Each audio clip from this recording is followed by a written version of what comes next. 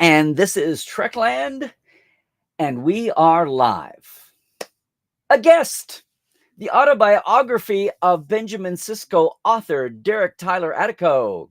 Today on episode, 334 of Trekland Tuesdays Live with me, Dr. Trek, Nemecek, and there's the proof. Coming at you right here from the heart of Trekland through Portal 47 and Trekland Treks for some sanity, clarity, and the big picture, or a bigger picture anyway, in all things Star Trek. Hey, welcome to everybody. Glad you're back with us again. It's a Tuesday. It's a real Tuesday. It's one of our special shows with a guest today. Hope everybody's doing well. And look, if you are joining us for the first time, well, welcome, welcome. I'd love to hear how you found us. We have a wonderful chat community. They're over here in the chat. Make sure you've got your window open. And by doing it this time of day, we have folks from all around the globe, which makes it awesome. So if you're new to us, come in. And yes. Okay, we're streaming. Yes, of course we are. If you're new to us, don't mind me. Just have fun in the chat. Jump in. Tell us where you're coming from, what the weather's like, what's happening, what's your favorite Trek. There comes everybody. And we will get to the chat in a minute. Now, because I've got a guest today, we will be dipping into the chat maybe a little earlier than usual. So don't mind us if we overlook your question. If it's a really cool one and I miss it, or if Derek misses it, just repeat it once or twice. Scream it in caps, whatever, and maybe we'll catch it all. But you know what? I do want to, before we get rolling, I do want to say, hope everybody had a great Thanksgiving. I had a wonderful time in Indianapolis at Starbase Indy. Met a lot of folks that I know online for the first time in real life. Had a wonderful time with the improv group, the Starship Edsel. Got me back on stage, which was a lot of fun. All kinds of things are online. Great Mohammed Noor and Bonnie Gordon and I got to go down and see the Janeway statue. So it was a lot of fun. A lot of things are online for that. So hope everybody is leaning into the holiday season in all the best way. Of course, yesterday was Cyber Monday. And here's the thing. Everything's been extended. Everything that I'm doing on Cyber Monday, my own and Cameo and TeePublic, is all extended another day. So just go to the front page of my website and the blog post is there. Nothing fancy, but it'll get you all the links, and all the socials have the links too. And of course, it's wintertime, great weather in Southern California. Always a good time for a Trekland Treks, your custom away mission. If you want to come out, and I will help you with that. And I'm going to say it up front. I'm going to do a special shout out to all the Patreons today. So thank you to the TTLers, Diana Hopkins, Robin Wilson, Lawrence Todd, Anne-Marie Siegel, Justin Porteous, Glenda Bruton, Chris Jiggins, Pranakasha Productions, Comedy Forecast, and Andrew Dzimski. And our live wires. Yes, our complicated two-tier Patreon system here for Trekland. Thank you, Rob McLean, Byron Bailey, J.R. Poole, Halbjörn Gunnjonsson, Alan Hoenzi, David Gregory, Tobias Rex, Donna S. Runyon, and Casey Shafsky. Thank you so much, guys. You can find, gals, peeps, you can find it on Patreon. I'll remind you of that when we close. So much going on, and we're ramping up for the holidays. And you know what else is going on? Look what came out just about a week ago. Yes, the autobiography of Benjamin Sisko, the life of Starfleet's legendary captain and emissary. It is out now, and that's why I am thrilled to bring along, well, you may say, if you've been enjoying your Trek Spaces recently, you've seen him already. But if you're not familiar with Derek, I'm just going to save him a little bit. For one thing, he won the Strange New Worlds fiction contest. Remember when that was going? I wish it was still going. Twice for two different stories. That's he says his biggest credential. I think this is going to be up there, obviously topping that. And I can't wait to talk about the autobiography of Benjamin Sisko. And I know you're going, the autobiography of Benjamin Sisko? How does that work? Well, we'll get into that. But he's been a longtime author, essayist, photographer. He won the Excellence in Playwriting Award from the Dramatists Guild of America. There you go. Well, he's had short stories published in the International Association of Media Tie-In Writers. A lot of you are familiar with that. The NASA Exoplanet Science Institute at Caltech. And he's an advocate of the arts, human rights, and inclusion. Well, let's stop that and let's talk about it. Derek, get on in here, and glad to have you with us in Trekland today, man. Larry, thank you for having me. I'm so happy to be here. So happy to be here a week from the release, to be here with you, talking to you about the book. I love your show. I just watched the Nicholas, actually on Thanksgiving, I watched the Nicholas Meyer episode, which was awesome. And I just had a joy watching. It was just very relaxing watching that show. And I just saw the pictures with you in Indiana, so it's just great to be here. I'm just excited. Thank you for having me. Now you're in New York, right? New York City. Yes, right now I'm in the Bronx, New York, actually. All right, all right. So the miracle of technology. So congrats Thank on you. this. So obviously you'd been in the Strange New. I can't say the three words together for some reason. The Strange New Worlds writing contest back in the day, 10, Yeah. 15 years ago. But so Trek fan all the whiles, all the ways. Just talk about. I mean, this is not the first of these autobiographies. There's been a Kirk, a Picard, a Spock, and a Janeway. And a Janeway, And right? different people have done this. So I know you have to be a huge fan of Trek, huge fan of Star Trek, of DS9, huge fan of Sisko. But before that, even you've got back. How did you come to be given these keys? These keys to the kingdom. These keys, which are very valuable, and very honored to even have these keys. That's a great question, Larry. And it goes back to Star Trek: Strange New Worlds. My first Strange New World story, The writing competition, which we now have to say, right, because it's not the show. That's right. We have to be yeah. We have to be specific that before the show, from I want to say late 90s through the 97, I think, to 2007, there was by Simon and Schuster Pocket Books had a yearly contest called Star Trek: Strange New Worlds, and fans could submit stories.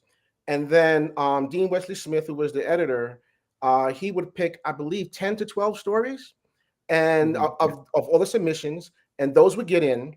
And to show you an example, the first 3 Star Trek: Strange New World books, Dayton Ward got in all 3, and that launched his career.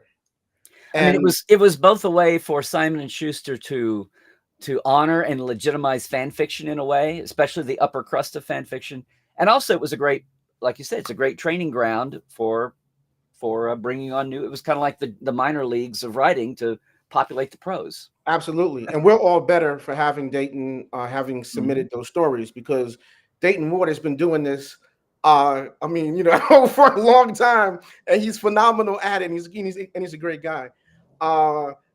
For myself, in 2005, a friend of mine told me, he said, "Hey, there's this contest, Strange New Worlds, you should enter it." So I did, with a story called Alpha and Omega, a TNG Voyager story that got in and won first place. So that was got me thinking, well, I've always loved writing, and I have this writing bug. Let me start writing professionally. Then skip ahead to 2016. Pocket Books brought back the contest for the 50th anniversary of Star Trek. I submitted another story, a Benny Russell DS9 story called The Dream in a Dream, and that also got in. So follow me here. So fast forward to like 2019, I believe, somebody's doing a podcast about the autobiographies. And they said, hey, the Janeway biography has come out, but they skipped Sisko. And someone on Twitter who had read the 2016 short story I did said, hey, this guy Attico would be great for the autobiography of Benjamin Sisko. Lo and behold, somehow, some way, the people at Titan heard that information, got a wind of that information, read the short story, and was like, yeah, he'd be a good fit. And then they approached me. I guess about a year later or so, they approached me. Wow. Yeah, a year or two later. And that's nice to be approced. That's very nice to be approached. Not have to audition. Right, to be approached. Still, we had a meeting, and I was just floored, because at the time, when the Janeway autobiography came out, I loved it, and I as soon as I could, I got the Audible, because obviously, you want to hear actual Catherine Janeway. But when I was in the meeting, I had already thought years before of how I would do a Sisko autobiography. So I had kind of done prep work without even realizing anything. Mm-hmm. And so when I told them my framing device for doing this to make this a true and authentic autobiography, And I want to get to that, but go ahead with your history. and they loved it. They loved it. George, I had a conversation with George Sanderson, managing editor, and he loved the idea. And he's like, "All right, I love that idea. Let's go. Let's do this." And that was it. We were off to the races. And the rest is history. Well, now I was going to say, we say all the autobiographies of the Captain books. Now, the world has changed a lot in the last 5 or 6 years as far as Trek goes. Obviously, we've got new shows running. And I know when Dave Goodman did the Kirk and did the Picard, like no one dreamed that there would ever be a Picard show and there would be like detail, like maybe get a mention somewhere, one-off trivia in future shows. But no one thought there'd be this hardcore full-time, we're going to flesh out several years of details of Picard's life. And it would be, oh, now he's a Gollum body or something, Right. So, and then Una does her book before we know that Janeway's going to be on Prodigy. And before that, absolutely, yeah. And who knows? But I think of all the captains, Sisko out of the gate would be the one because of the way everybody else is just kind of an enigma, and we'll just, their biography could be written in as a personnel file in an Okutagram in some future Star Trek somewhere. Absolutely. But Sisko, and you alluded to this, Sisko winds up being an enigma just the way we have him now, the way the series ends, right? Right. Because he's in the Celestial Temple.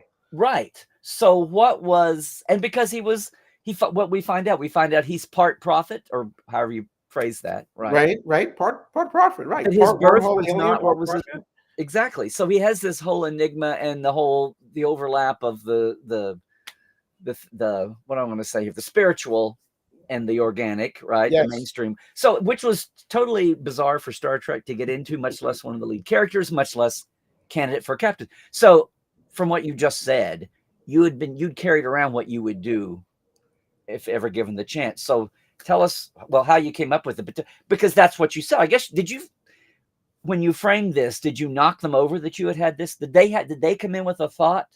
They did come in interviewed, or did you just blow them away when you said, "Oh no, I've thought about this for 10 years"? No, that's an excellent question. They did come in with the thought, and George and I was talking. George Sanderson and I were having a discussion, and the initial thought was to do it.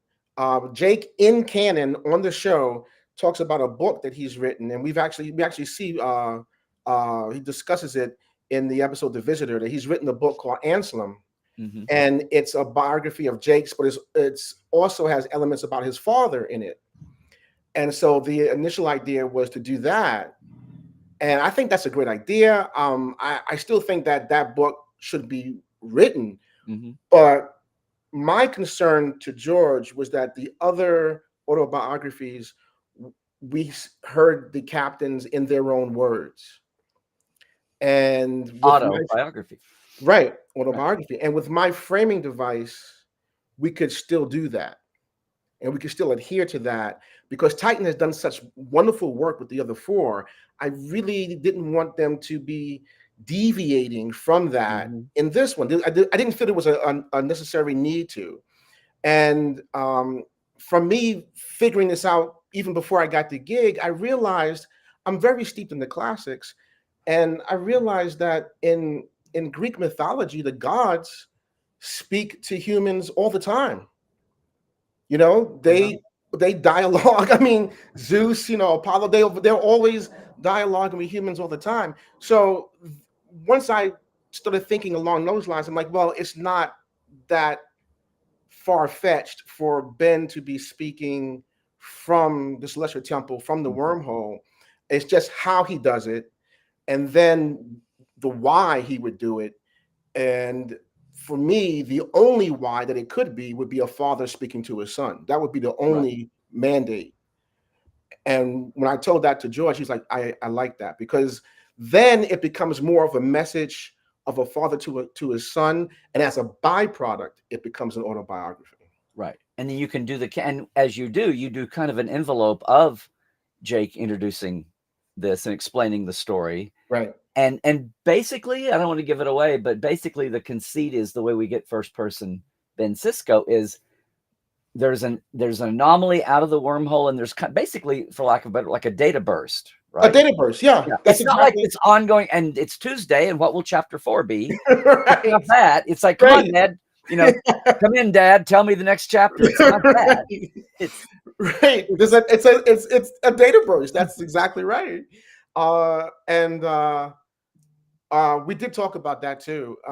And actually, I remember Dayton Ward. We were going back and forth about that, and the idea was that the best way to do it would be video. Because he's in the wormhole, and at this point, he is part prophet, part wormhole alien. So why can't he do this and send this data burst of him discussing these things and telling these events in the form of video to the station?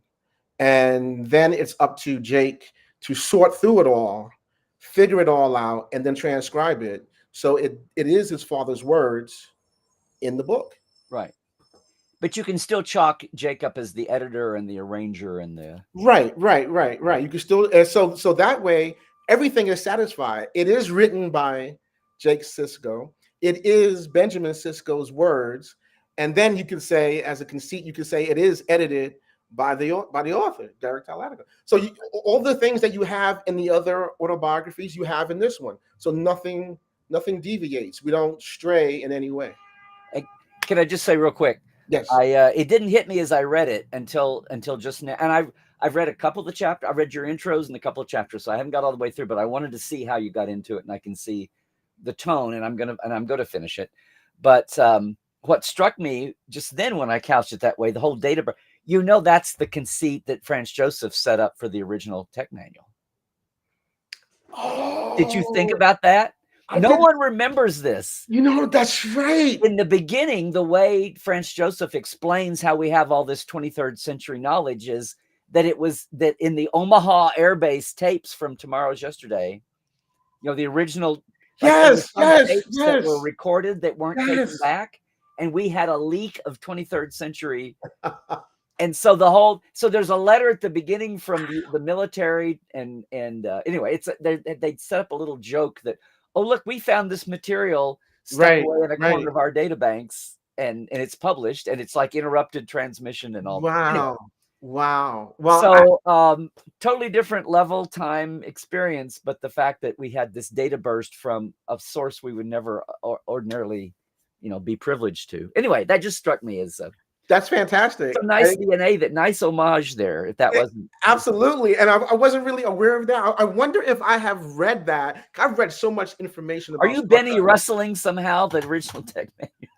It's very possible. That you're blowing my mind now, Larry. You're blowing my mind. So that's. But it was very. I love the just the normal situation in ops with Kira and Jake on hanging around on duty, and starts off like it's another. Like it's yet again another envisioning of what DS9 looks like right now. Right. But then we get to the point, and very sweet. Yeah. Right. And in the final episode, What You Leave Behind, the last three people we see in order is Kira which is now her office. Mm-hmm. Then Nog walks in, and they have a discussion, and then she walks the station, and she finds Jake, and we have that classic pullback. So I wanted the last three people we see to be the first three people that we encounter in the book. And I don't think that's giving away anything, but because I wanted to kind of bridge all these years with the last three and the first three being the same three individuals, And I noticed the timing it's a year, but then 2 years after that. It's like 3 years since the end of. He's remembering the year anniversary, but right. Initially, the data burst is sent a year after, but for Ben, he's sending it as soon as he goes into the wormhole.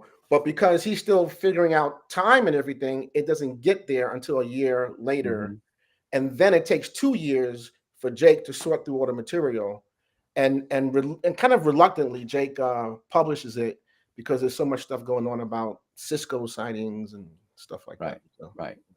So all these captains, we have this conceit of doing an autobiography, right? Or a biography, whether if it's autobiography, it's in their voice, but biography, either way, you've got life events, data points, and you've got screen canon. And Mm-hmm. for Kirk, we've got a ton of it. For Picard, we had a ton of it. For Janeway, we had some, and Jerry Taylor's. But for Sisko, we have so little. Right. There's so little threads. I mean, I was reading along and it was like, oh, that's right, his sister Judith. One mention. It's one One of those mention, seventh anomalies season. where, and so my question here is, but then as an author, I know you get to indulge a little. So it's you, and then there's the process and editors and Dayton acting for the friend. So I'm just curious, like, how in the world, with as big a slate as Sisko has, what did you want to do? And I know there have to be some personal touches that you brought to it. I don't know, that's authors, and that's like chefs. That's exactly. Yeah. Exactly. Well, to answer the first part, my point is, you had a bigger slate than usual with Sisko that was empty and blank, and you got to make a lot of choices. I did, because he mentions his two brothers once in the second season, and that's it. And it's a throwaway. Right. And then he mentions his sister Judith, seventh season, but we never see them. We never hear about them. So I was very lucky, though. I can't speak to the other autobiographies, but in this one, for this one, Titan and CBS, they let me loose. They were like, just give us an outline of what you want, and there was no real mandate of it should have this or not have that. Just put what you want in it. So I took my time and developed his family, Ben's grandparents, and just figured out what I wanted to say about New Orleans and Louisiana in the 24th century and all that, and submitted the outline. Everybody looked it over. Everybody was fine with it. So that was great. That was great. And then it was now I put all this down. Now I have to write it.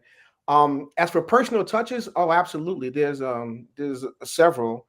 I think one of the most personal to me is that I have an artificial hip, and I had an accident as a kid, and as a result had an artificial hip. I was in a cast for 6 months twice, and it was really tough because being a kid and being in a cast and told you can't go out and play, you can't do stuff. It's an eternity.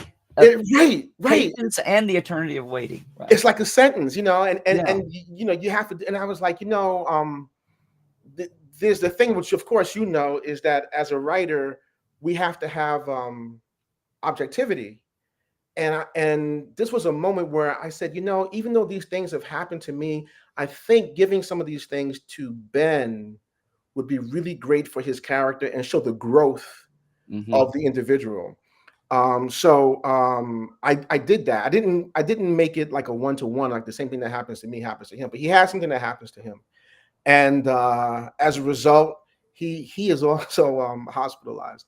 And what he learns from that, what he learns from those experiences, and what he learns from some things in his life that he then takes forward, and the lessons that his parents teach him from those experiences help to shape him, because we are pretty much fully formed. Science tells us we're pretty much fully formed between like the ages of like 6 to 10.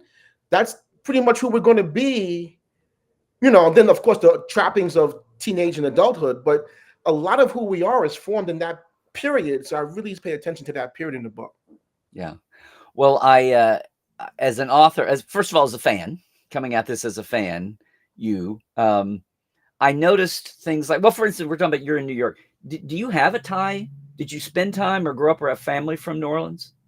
No, never been. Okay. So see the way you dive into that, but I'm thinking, you're looking at, like, again, we know so little about him and his backstory. And there's one, I didn't get to the part in the book, so I'm going to ask you here in a minute, but because it's all one of those wacko, at the very least, it's a great trivia question, because at the time I was cataloging, I was like, really?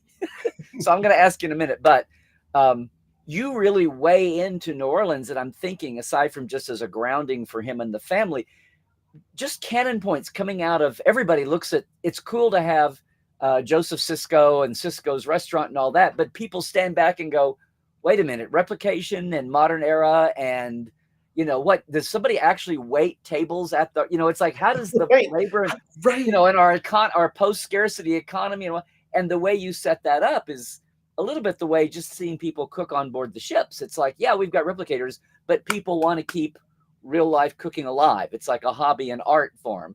Right. And you really, and it's not just the food, the music, everything. And then you make New Orleans kind of this little, like, yeah, Right. city to the modern way, where they're, Right. you know, Right. it's almost like they're the little SCA or the little like Williamsburg of, I don't know. Right. Right. Right. So that, and so I'm thinking you must have sat down with a checklist of, here, okay, here's all the things that we know about not just Sisko, but about everything we see about his family and what must, you know, in New Orleans. So did you like sit down with this checklist and then on through his life of the weirdities, and let's ground these and explain, you know, retcon and gap fill? Well, absolutely did. You're absolutely right. And of course, the writers of Deep Space Nine, I mean, you know, Ira Stephen Bear, Michael Piller, all these people, they created such a rich tapestry around the character of Benjamin Sisko that in a lot of ways I'm standing on their shoulders. I mean, let's just be honest, you know. Of course. And so by putting him, it's just genius to put him in Louisiana and New Orleans, because that was so rich for me that I had so much material. And then I've never been. So before I wrote a word, after I got the project, I spent 2 weeks doing nothing but watching documentaries, reading about New Orleans. I watched the HBO show Treme, which is actually really good, and just really rooted myself in what New Orleans is today. And then I thought, and what the history of it. And then I thought about a lot about Gene Roddenberry and what he set up in TOS, and how World War III has to happen, and how, you know, everything goes to hell. Right. And then we turn that corner, you know, and we turn that corner, and you know, it's like San Francisco survives and has San Francisco survives, you know, a little else, and then Zephyr creates warp drive, and then the Vulcans come, and we start to really gel and coalesce together. So I was thinking, well, you know, what's happening with the rest of the world and the rest of the country, and that, you know, and Louisiana has always been a service industry kind of place, you know. I mean, especially New Orleans is a service industry kind of town. Are they just going to pivot like that because of new technology? And I don't know if we lost. No. Okay. I made you full screen. Okay, great. So I didn't know. I was like, I don't think that would happen. I think that they wouldn't want to let go immediately of that culture and that history, and that was my in. Also, I paid a lot of attention to Joseph Sisko in the series, and I'm like, why is Joseph? He's a cook, and he doesn't like anything replicated. He really doesn't really like a lot of like technology, and he doesn't want to use the transporters. And these are things that he's always he's always resistant to when we see him. And I try to kind of deconstruct that character, reverse engineer that, and come up with reasons of that. And by doing so, it helped me really create New Orleans, I think, in a way that is really organic. Well, it's like that's what we get on screen. Now, what's the subsex of that? Is he just a cranky old guy, or is he part of a? No, I mean that's the rhetorical. Oh, yeah, okay. Part of this whole, you know, it did New Orleans, and it's called food, music, everything, and what a great fusion of things to keep fresh. Did they just kind of what's the word they use with Chakotay and his the contrary? You know, they kind of not to they're not going to be Luddites, obviously, but they're just saying, no, this is how we're, again, it's a little bit like a Williamsburg, you know, or we're just going to keep this alive, and and you can thank us later. In the book, I equated a lot to the Amish, in the sense that they want to keep their culture, and they don't want to really let in new technology, and they want to slow things down. And my conceit was that it must be the same for certain places on Earth. It has to be. And instead of the Federation and United Earth, instead of them turning their nose up to that, they allow those places to lean into that, because that's what they should do, and hopefully would do. And in doing so, those places become almost preservations of our culture and history. you know. And I think that's something that you would want. You would want to be in the 24th century, but still be able to look back to the 18th, 19th, you know, to still go someplace where you can get a cooked meal and not something replicated. And we have I know when I was in Germany once, we were driving across Germany and found a place that was a preserve, you know, and you run a risk here, because when you say, oh, it's like Williamsburg or this town was a preserved medieval, you know, middle dark, not dark ages, but anyway, that mid 1300s, 1400s, 1500s, and you don't want to go touristy with it. No, the line between being authentic and not. Right. And since they're post scarcity, nobody's having to sell trips to New Orleans, so they're not. Thankfully, hopefully, there's not but that conceit and thinking, yeah, that must be around the globe. Yeah, you know, in a lot of places. Yeah. The other thing about it, watching the show, it was so fascinating to get into. Now, Sarah was his prophet mother, right? Right. Sarah was his prophet mother, right? Other than her, everything else that we see on screen, it's very male. It's very patriarchal. I don't mean in the attitude, but all we see are the men of the Siskos, right? Until we get into that. Yeah. You know, aside from Jennifer, obviously, and then aside from his getting into his mother and his. So you, though, and I read your biography, you're very close to your mom, your grandmother.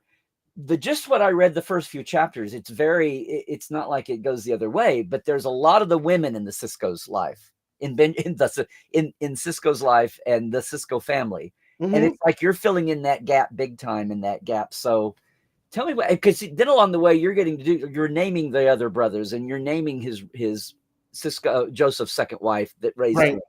Right. Yeah. I'm doing all that, and I also thought a lot about. You really balanced it out to where it didn't look like it was just all men in his lineage. Right. You know, and I thought a lot about his discovered mom. Exactly. I thought a lot about when he gets to Deep Space Nine, he's working with Kira. And I mean, they butt heads a little bit, but they really work well together. Kai Opaka, Kai Wynn. I mean, there's a lot of women that Sisko is surrounded. The new Dax. Right. Of course, Dax, you know, and he works well with them. And I thought a lot about that. And you know, obviously also the time it was written and you know, the 90s and stuff like that. But thinking about the character, I said, you know, it would be really great to show the balance that this individual has. Benjamin Sisko has, in my opinion, is the most balanced of the captains, with work life, with just not having a really tight. Say that again. Say that again. The work-life balance. Benjamin. No, you said Sisko is the most balanced of the captains. I mean, if you look at the other captains, they're all phenomenal individuals. That's no question. But they all have certain traumas, from Kirk to Picard to Janeway to Michael Burnham to Pike. They all have certain traumas. They all have problems with relationships, and this is a theme with them. And usually their crews, and Archer, of course, and their crews are their family, but they have problems with personal relationships, and it takes them, and none of them really have children. Kirk did, but it was so short-lived when he found out that his son, you know, died. So, I mean, when we meet Ben, he's already figured that out. He's already has a kid. He's widowed, and he's already figured that out. And so what my job was to do was to kind of backwards deconstruct that and take a look at that and say a lot of who he was had to be from the women in his life. And I know, because I guess that's a conceit of mine as well. The women in my life, my mother, my grandmother, has shaped me and just shown me that the strength and the power of women is not something to feel abrasive about in any way. Something to welcome and to lean into. Some of my best friends are women. I just don't have all male friends. Watch out there. Some of my best friends are women. Right. Some of my best friends are women. Right. You get close to that. But I just wanted to show that he was a person of balance. and balancing his relationships, balance in his family life, even balance in his work life. And to do that, it all had to stem from someplace. And so that's why I started with his grandparents, with his grandfather and grandmother, and some of the lessons they taught him, and then moved that all the way up. Right. Well, and I don't think it was intentional on the part of Michael or Ira or any of the writers to make it be this male-dominated family. I think that's just the way it evolved. Yeah, absolutely. It's just the way it evolved. And when you look at it, it really evolved beautifully, because by the time we get to 7th season, I mean, they really feel, at least in my opinion, those characters really feel like a family. And we're talking about 7 years prior. I thought, I mean, I really thought, I never thought that Kieran Reese would be someone that would be a most trusted confidant and friend to Benjamin Sisko from the first episode. Right. And so just to see them and to see the way that they're that they are and were is just incredible, I guess you want The Office now. Yeah. Well, can we let me show a couple of, I was just going to touch on this lightly, but then since you said they've been out already everywhere, one of the cool things, now we can get in the weeds on this, because part of the fleshing out his background is I know I can just see, I'm sure you had a lot of fun names from your family and other people you knew that got tagged as Siskos now. And for what, if Avery never comes back, unless we never have the character on film again, unless there's a flashback or a younger generation and different actors are playing, him. Right. For right now, again, never say never what we've seen with Picard and Janeway. That's right. But if we never see anything on film, or at least for a long, long time, you're getting, with the blessing here and the greater coordination between screen and page, you're getting to do a lot of canon layout here for Sisko, and even things like names and situations and all that. So, but so I want you to talk about that a little bit, and if that went through much of a screen and filter. But while we're at it here in the book, some of these recreated photos. Oh yeah, awesome. And these are done by Russell Weeks, who was a phenomenal artist. I wanted to ask you about all that. Yeah, and Russell was like the beta reader for this, because he was the first person to actually read the whole manuscript all the way through, and he loved it. And we started emailing each other, and we started like collaborating and tweaking little things. When I say collaborating, it was more of like a 80% Russell, 20% Derek. But little things I would say. You mean regarding the photos and things? Right, and like little tweaks like this one of a young Benjamin Sisko. I think that Russell just did a phenomenal job, and then we added his little Mr. Bayou. Now wait. So that was one thing I wanted to ask you. Was Mr. Bayou something to you, or did you just completely invent? No, I just completely put that in one night, writing at like 2 a.m. I was like, this is what he needs. After a while, I was so in the zone with Benjamin's character that some things just started to just come organically and make a lot of sense. Well, that's the great. So they're and those. Oops. There we go. Yeah, those are just phenomenal pictures. I mean, that's just obviously Jennifer and it's just really great stuff. And having now this guy, he resembles the extra that played. The only time we saw Curzon was on the bed with Jadzia when they were doing the joining. Right. Meant to be a flashback kind of moment scene, but that's. But it's a great picture. The introduction between I don't know if you've gotten that far yet, but the Curzon Sisko friendship, something that I really enjoyed writing. Yeah. Because I also, there's so many characters you have to stay true to, or therefore, if you don't stay true to them, they become caricatures. Right. And I just really enjoyed writing Curzon, because Curzon is Curzon. This one is really cool. So I love this because you're getting into because I've got a lot of these from Far Beyond the Stars, the magazine that Benny Russell works for, right? That's right.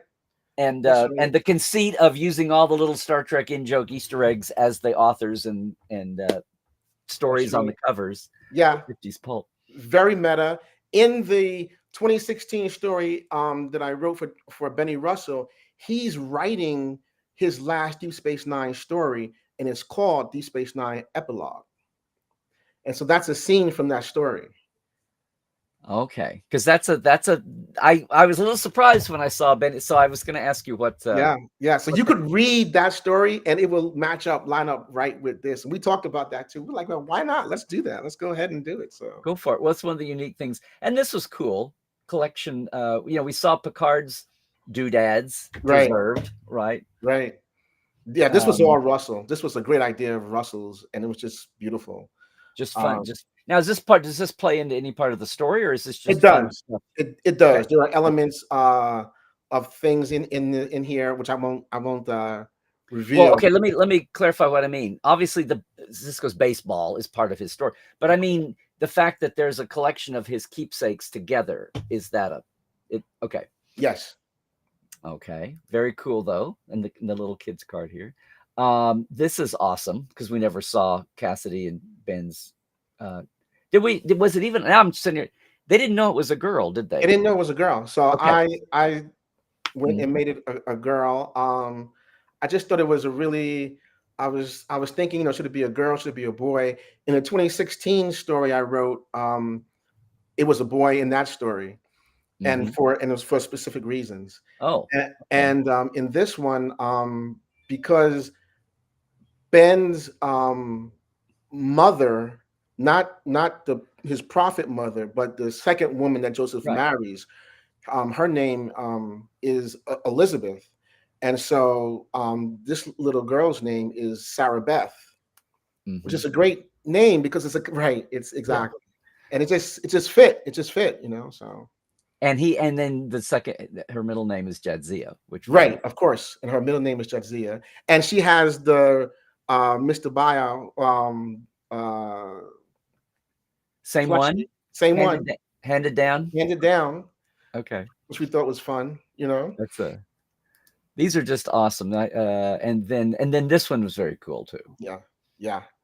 That was another one that was all Russell. My idea was going to be the Niners all in their baseball gear, but Russell was like, oh, but that's cool, but if we put them in Vicks, then we could do different outfits for everybody. I was like, oh, you're right.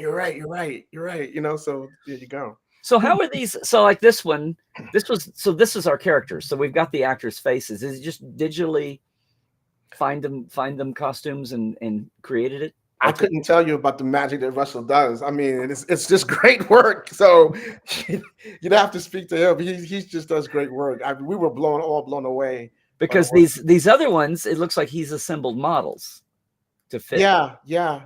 So I mean, he's doing something. He's working some kind of magic with these. Like this one looks like an actual picture. It's like crazy. Yeah.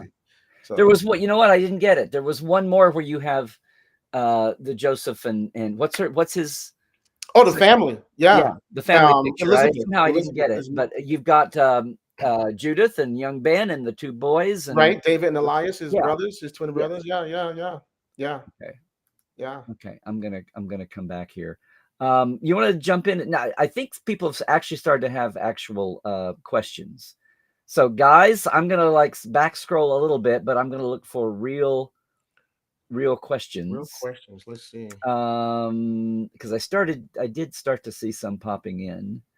Well, here's a throwback question from Duralta in Germany. Okay. And you can refresh me. The Strange New Worlds contests, they ran for a few years. Right. Then they had a special one for the 50th. Right. They haven't been around since, but they were since they were manageable, they were short stories, right? So what were the restraints that you entered when you entered? So they ran from 97 to 2007. The requirements was the story maximum words was 7,500 words. So whatever you did, you could do whatever you wanted to within the Star Trek universe. Well, not whatever you wanted to do. Dean had a list, which is really great. He put out a list of what you shouldn't do if you want to get your story read and get it picked. Like no romances that are just like really something that is like out of left field or things like that. But he had a list of things. But it had to be 7,500 words. Um, and it could be any Trek in any combination in any way, which is really great. So you could pull from all of Trek, and you had to submit it by, of course, by deadline. Of course, it had to be it's a professional work, has to look professional and grammatically and Mhm. all that. Mhm. And a lot of people submitted, and Dean would he would always he still says about how arduous it was to do that, because so many of these stories were really good, and he had to Mhm. dwindle it down to like 50 to 30, 20, and then 10, and so I'm very fortunate to have gotten in there. Then that all ended, and Pocketbook Simon and Schuster decided to bring it back for 2016. Right. And so when I heard that, I was like, oh, I'll submit one. And I think in that one, the word count was about 10,000 words. And so, which was great for me because I was used to writing, 75. And so I added a couple of scenes and sent that one in, and that got in. So, Yeah, very good. Well, it's one of those. Everything was.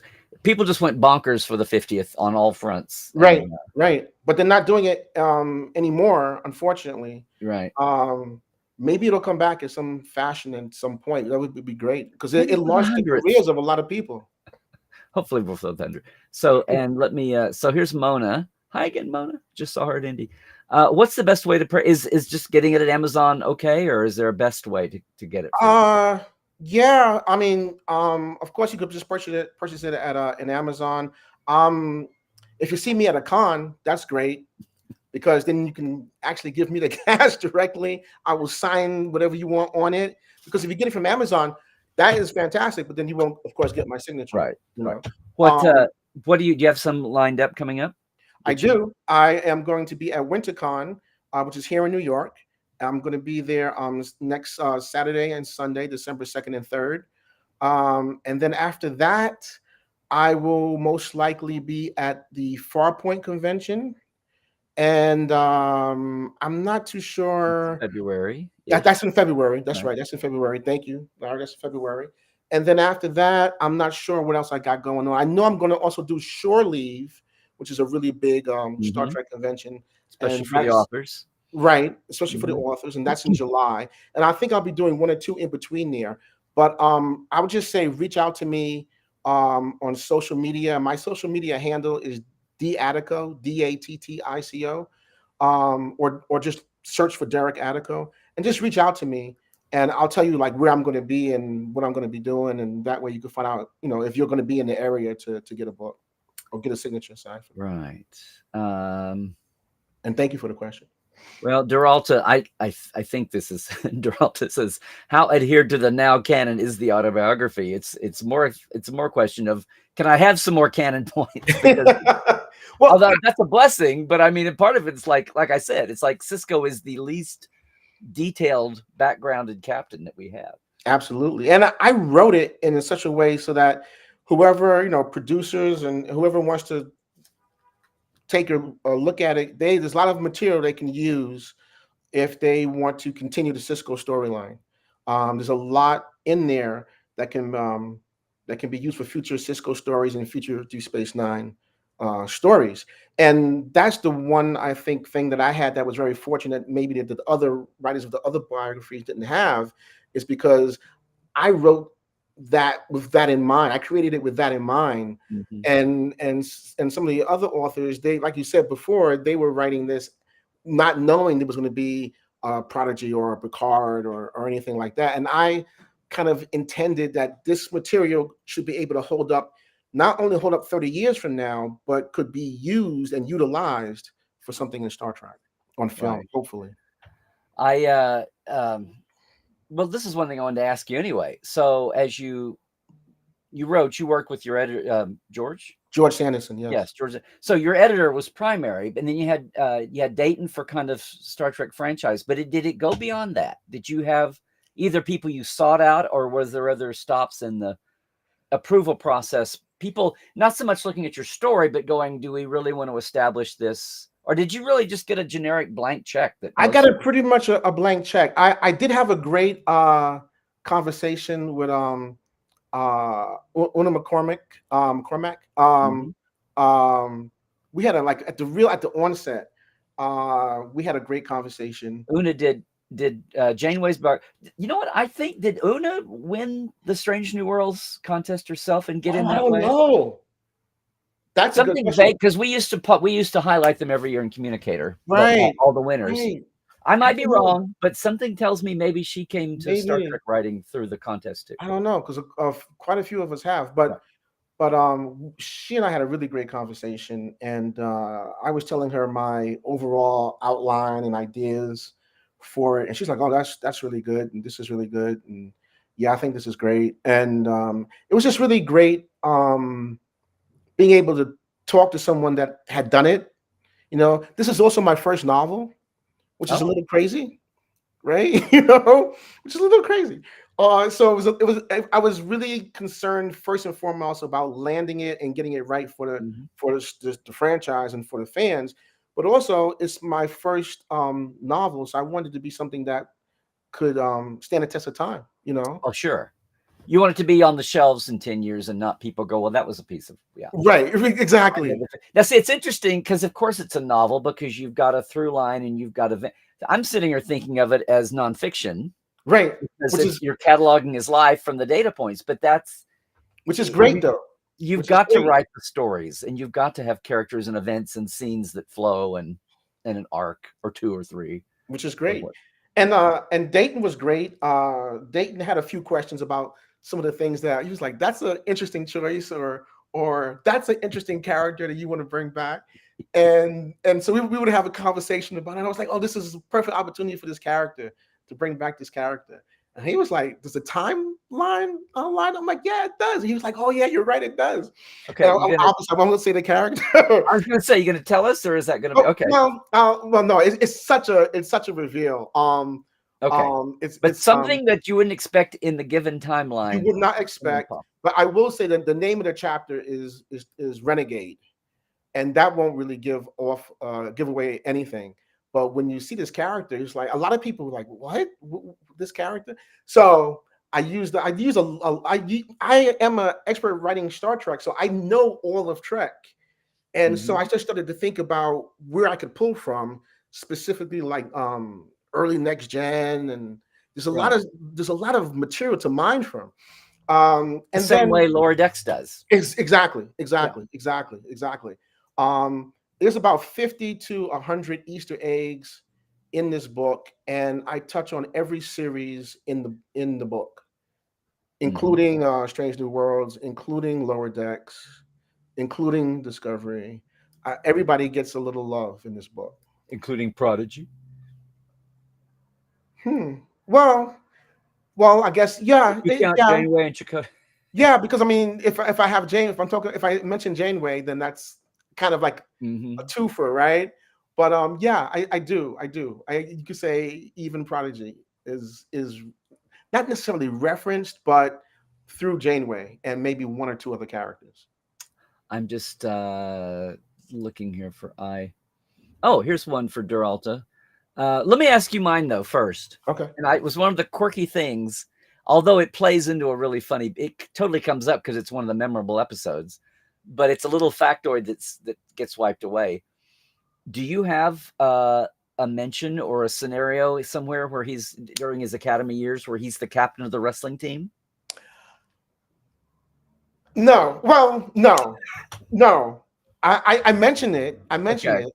And okay, well, that's all. That's what because I was just like, I mean, he's a big man. Right. You don't have to be big. Right. You could be little wiry guys. Right. Can be, actual. Right. I mean, actual wrestling people. I don't mean the goofball stuff. I mean, no. I know what you mean. Yeah, I know and that's for you and for the audience both. Right. But, and wrestling is in the book. Yeah, Greco-Roman, actual, traditional, scored, competitive, athletic wrestling. Yes. And wrestling, 15 different weight classes and all of that. The exact type of wrestling you are talking about is in the book. I didn't forget that at all. That's in the book. So there's it's not that I'm a big wrestling fan. It's just that was such a quirky factoid when they dropped it. It really was, wasn't it? It really was. It really was. And there was another line. He says, during the academy years, my time at Starbase 137 was some of the most rewarding times of my life. And I'm like, okay, well, now what am I going to do with that? So I did a Starbase 137 chapter. So I mean, you have to come up with something for all these things. So. Let's see. Oh, here's one from Duralta. One of my big question askers always. Do we find out what Sisko's first baseball game was and what made him fall in love? You have to have done something. Yeah. Like, what am I, a moron? Of course, yeah. The roots of his baseball. Yeah, that's definitely actually it's throughout the book. It's not just at one time. It's right. But I mean, you there's an origin story to start everything. Yeah. Let me see. I don't know if you saw one flying by. Oh, let me look. I'm at the top coming down. People loving the photos. Yes, I see. Someone asked William Wells, how did we get the image of Curzon Dax? And that was from Russell Walks. He created that. I don't know how Russell works. Found models that resembled, if we knew, again, we had a little bit of a Curzon, that extra that played Curzon. Right. And then finding somebody to look like him now.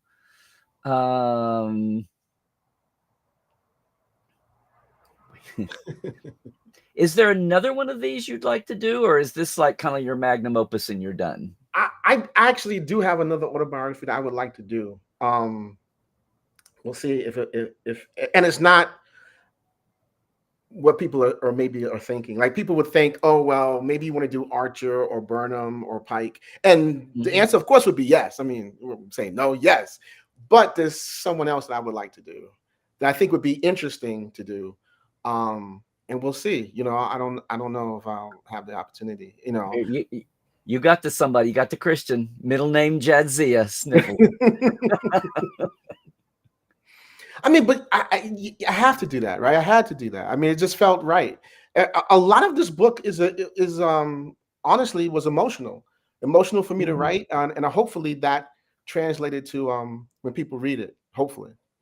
Well, I mean, it's something that because it came so late in the series, we don't get to dive into, but it's on the order of, Picard being a Borg, having it happen to him, kind of like rape, but also even a little bit like Bashir, the audience anyway. Bashir knew, but the audience, like, what, 4th, 5th season? What, you were genetically engineered and you were a mess as a kid, and this striking, handsome, smart guy we know is artificial, or whatever. Right. And having a character deal midstream. So having Sisko, the whole dalliance of these Bajorans and then find out, wait, what? My mom is not my real mom. I mean, having that jerk around and us to see it and having it be a revelation to him, unlike Bashir, but it's a revelation to the audience as well. But then not being able to do much with it because the show's almost over. Yes. And so you got to dive into that too. Yes, there was just so much that I had to address and kind of rationalize for the readers, and I think I find ways to do that so that even Ben in this book is trying to rationalize and understand his own lineage. So it's not just that we are asking those questions. There are points where Ben is just trying to figure out what's going on and what's happening to him as well. So here's something, and I don't want to keep you. We've been at it about an hour, so I don't want to keep you too much longer. But one thing I did want to ask was, so when was your writing time? Like, how long has it been done and been in process and just been? Oh, it's been done for a while. Oh my gosh. Yeah, it was done. I hate to tell you that I don't know the exact time, but there was a point where I was just, I didn't do anything else. I just got up like 6:30 every morning, and I would break for lunch, and then I would write till about 8:00 at night, and then rinse and repeat. And I will say this went through about 3 or 4 revisions.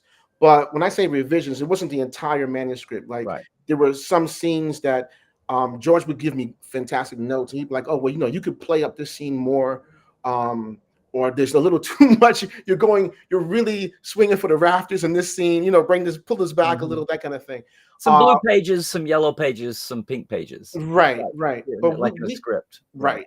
But it's been done for I guess by now it's like 6 months. It's been Okay. done, probably more than that. Well, I asked that just to prelim. So, by any chance, have you been able to get this, or have you heard any feedback? Have you heard or gotten it to like feedback from Sirach or from even? I mean, I say Avery, or I'm thinking Right. also like Ira or Robert Wolf, or Negative. that's all in the future, maybe. That's all in the future. I know that Sirach now has a book.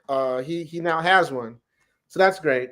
I don't know. Of course. That's something that I'm a little nervous about. Of course, Sirach Lofton reading the autobiography of Benjamin Sisko. I did was fortunate enough to In reading a forward that Jake wrote. Yeah, exactly reading a yeah. forward that Jake wrote. I did do an interview with him for his show, The Seventh Rule. I was going to ask you. Yeah. And that was a really that was just a wonderful time with him and a blessing.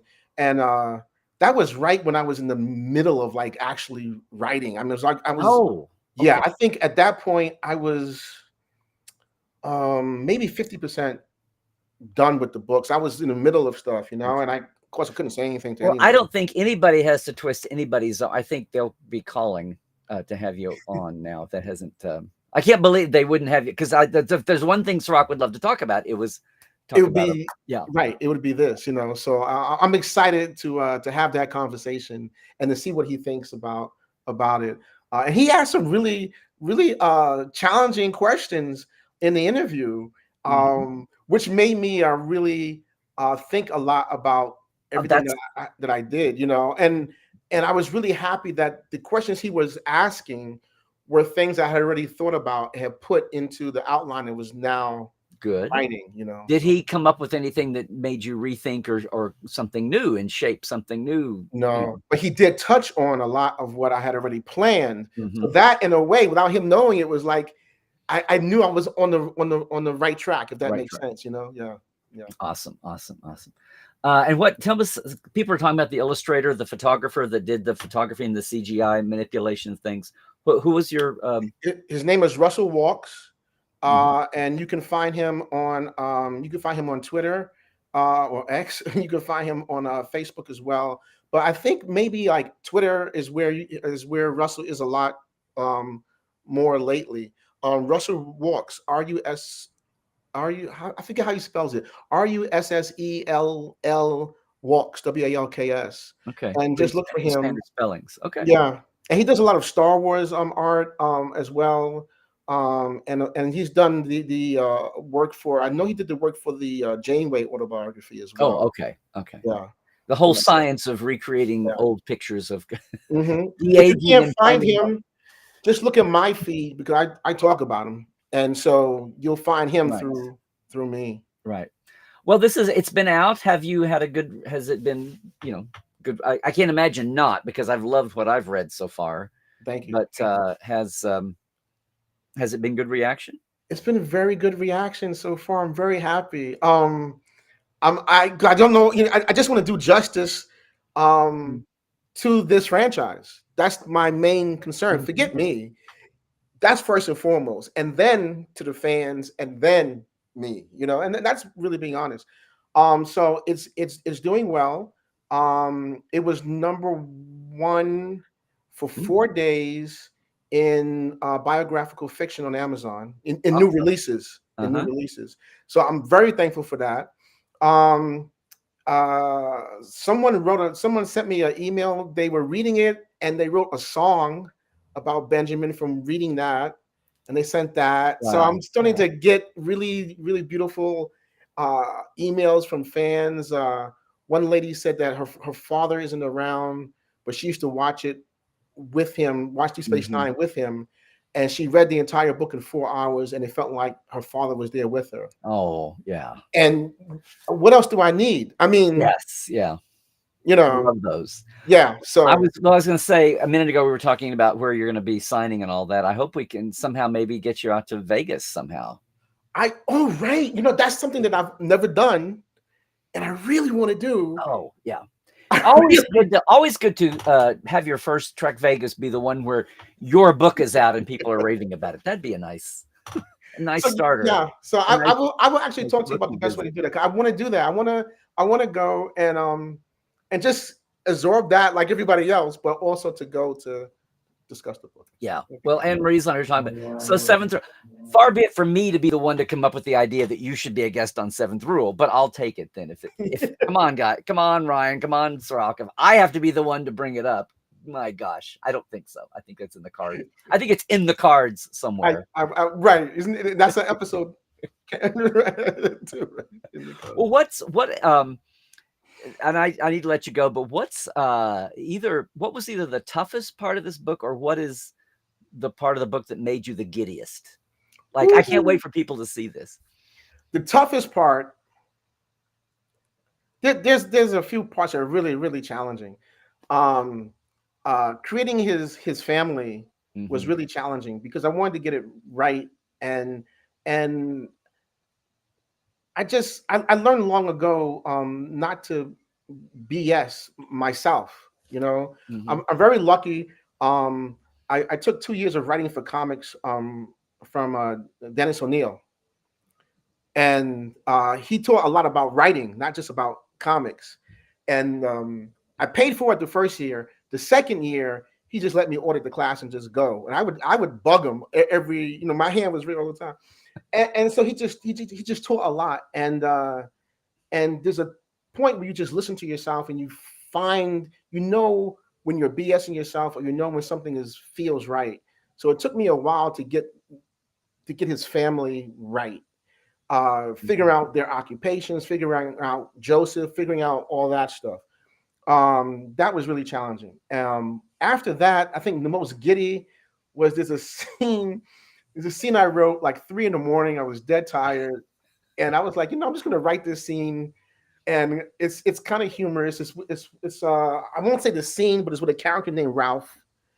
And it's a scene that I really enjoyed. And I went to bed. I woke up a couple hours later to get back to writing, and I read the scene. I'm like, this is a nuts scene, but it's funny. So I left it in, and people liked it. So okay, yeah. I not to spoil anything here, but is it like childhood or yeah, it's school childhood. years or it's childhood. Huh? No, it's childhood. It's childhood. Okay. Yeah. All right. And I do sprinkle some humor throughout the book because Deep Space Nine could be a dark show.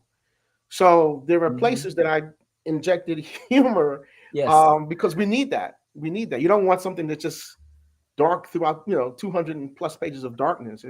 That's no fun. No, you can't. No, we've got to have the texture in the Well, listen, I will let you go, Derek. Let's get it up here once more. There, boom, everybody. Autobiography of Benjamin Sisko. There you go. It's out. I'm still waiting on my hard copies, but I was reading my digital. Oh my gosh.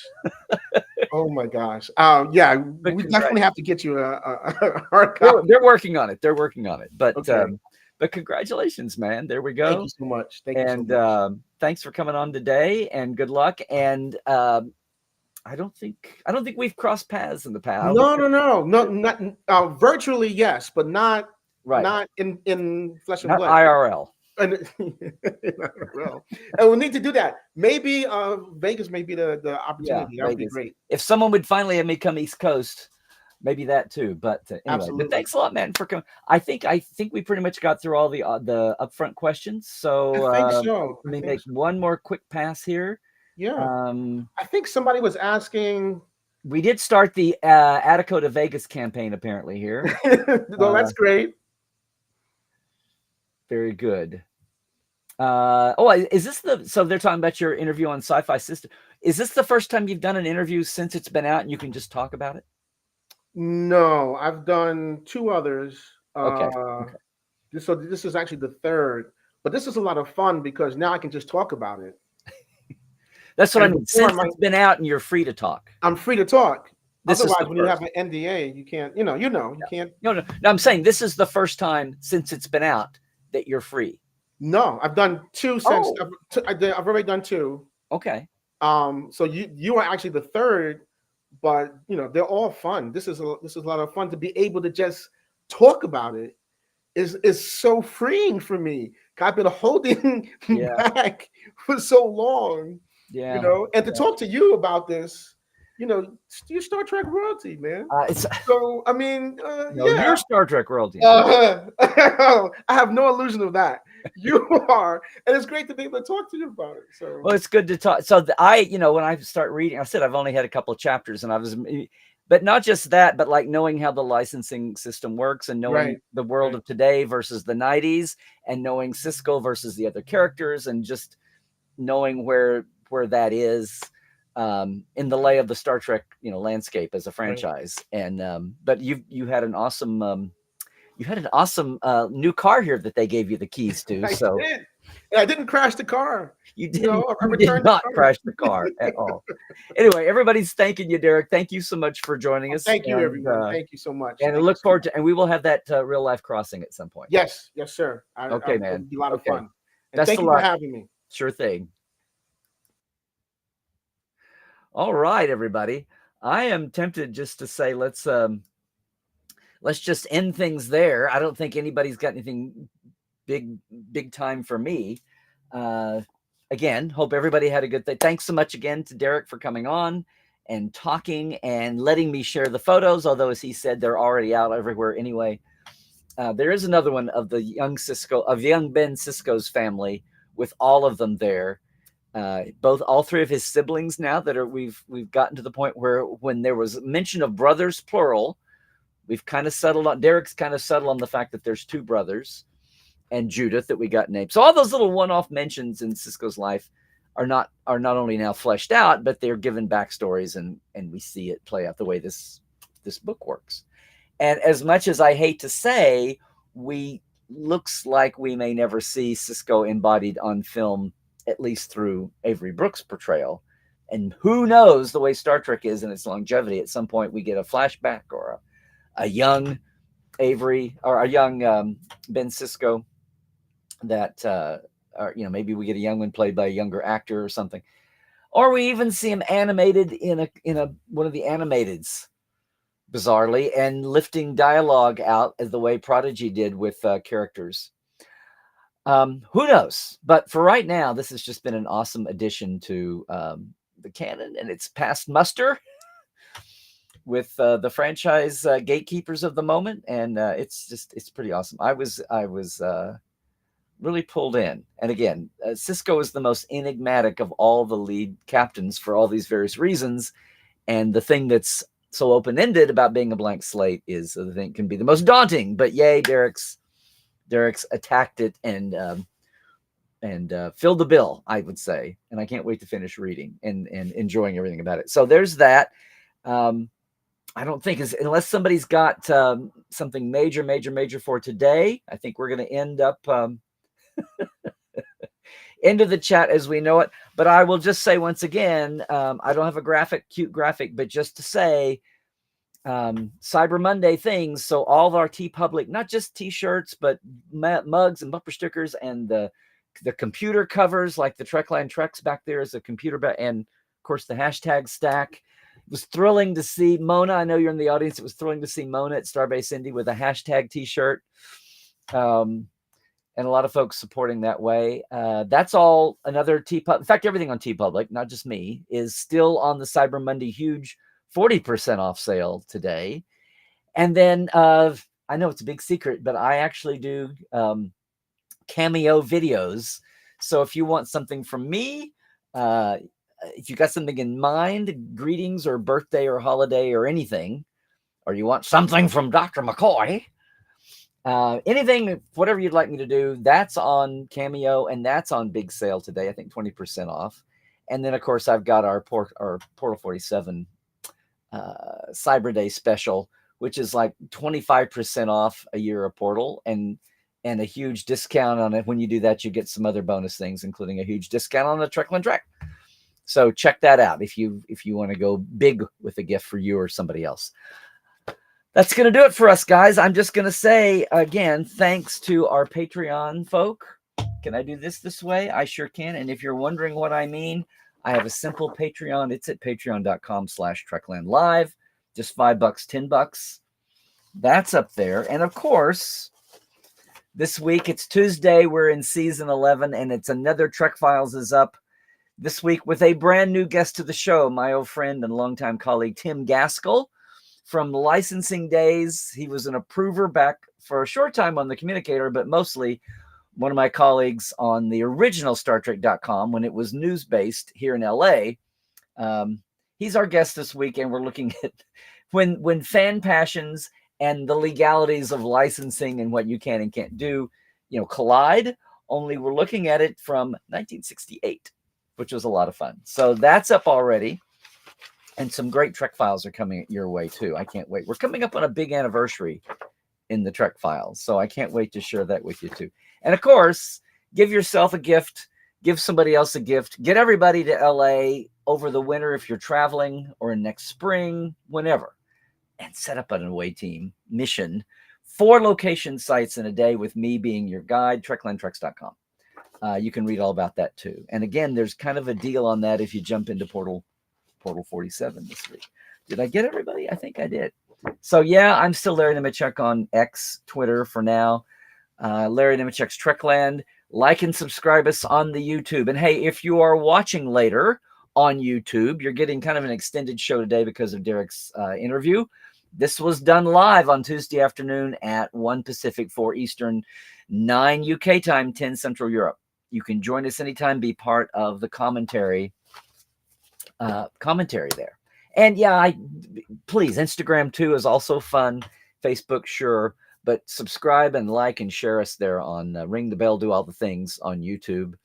And portal47.net if you just want to go read about the portal before you decide to plunge in. It is your mini con all year long. No more post-con blues because we're with you every month. I've got portal business to deal with this week and next week too, so we'll have it. If you have not seen it, the this year's open house, we got it up very fast. This year's open house with Nick Meyer is already up on YouTube, and it's publicly accessible. And Trek Movie and several other news sites saw fit to pull some news bits out of it this year. So we have some news, which was kind of by intent having Nick. It's not all just about Star Trek 2 and 4 and 6.